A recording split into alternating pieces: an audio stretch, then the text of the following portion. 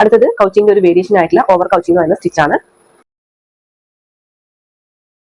ഈ സ്റ്റിച്ച് ചെയ്യാൻ വേണ്ടി 2 കളർ ത്രെഡ് ഞാൻ എടുത്തിട്ടുള്ളത്. ഒരു ത്രെഡ് ഞാൻ 6 സ്റ്റാൻഡ്സിൽ എടുത്തിട്ട് അതിന്റെ 2 അറ്റവും കൂടിയിട്ട് ഒന്നിച്ചാണ് കെട്ടി കൊടുത്തിട്ടുള്ളത്. ഇപ്പോൾ ഇത് 12 സ്റ്റാൻഡ്സ് ആയിട്ടുണ്ട്. മറ്റേ ത്രെഡ് ഞാൻ 6 സ്റ്റാൻഡ്സിൽ തന്നെയാണ് എടുത്തിട്ടുള്ളത്.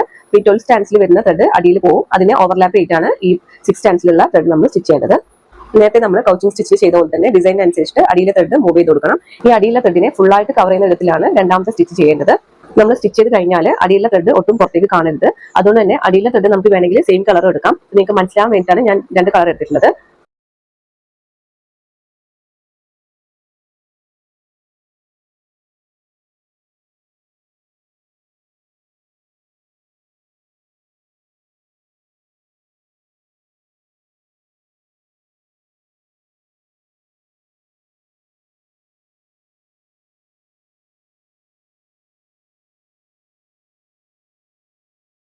കൗച്ചിങ്ങിനേക്കാളും ഓവർ കൗച്ചിങ് സ്റ്റിച്ച് ചെയ്യാൻ വേണ്ടി കൂടുതൽ സമയം ആവശ്യമാണ്.